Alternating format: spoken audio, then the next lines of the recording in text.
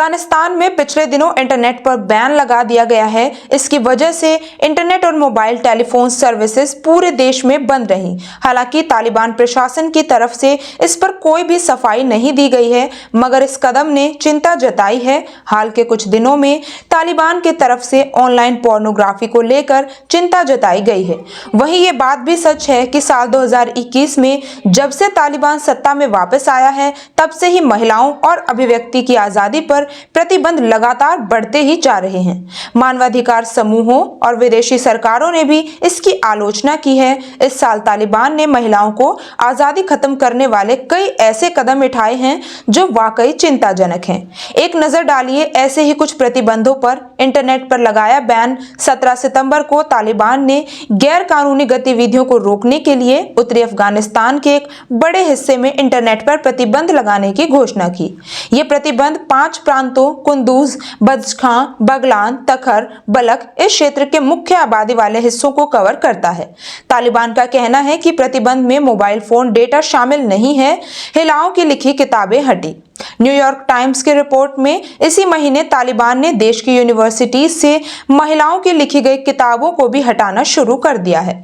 Report के अनुसार किताबों पर बैन के साथ तालिबान ने यूनिवर्सिटीज को लोकतंत्र, मानवाधिकार और महिला अध्ययन पर 18 पाठ्यक्रम हटाने का भी निर्देश दिया है। तालिबान के इस फैसले ने शरिया कानून के तहत बताया है। तालिबान ने मानवाधिकार, महिला अध्ययन और यौन उत्पीड़न से संबंधित विषयों के शिक्षण को भी बैन कर दिया है। ये बैन लड़कियों की माध्यमिक शिक्षा कक्षा 7 से 12 और महिलाओं के विश्वविद्यालय स्तर पर लंबे समय से लगे प्रतिबंध के अतिरिक्त है। शतरंज पर प्रतिबंध। इस साल मई में तालिबान ने शतरंज पर प्रतिबंध लगा दिया था, इस आशंका का हवाला देते हुए कि इससे जुए की लत को बढ़ावा मिल रहा है।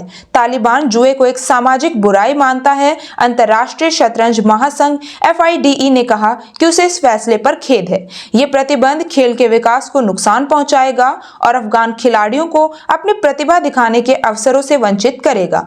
महिला एंड वर्कर्स भी बैन। तालिबान ने साल 2022 में अफगान महिला NGO कर्मियों को घर से बाहर काम करना बंद करने का आदेश दिया था। हाल ही में आए भूकंप के बाद वर्ल्ड हेल्थ ऑर्गेनाइजेशन WHO ने तालिबान अधिकारियों से अफगान महिला एड वर्कर्स पर लगे प्रतिबंध हटाने, उन्हें पुरुष अभिभावकों के बिना यात्रा करने की अनुमति देने और देश के पूर्वी हिस्से में 2 शक्तिशाली भूकंपों में 2200 लोगों की मौत के बाद देखभाल करने के लिए संघर्ष कर रही महिलाओं की मदद करने का अनुरोध किया था।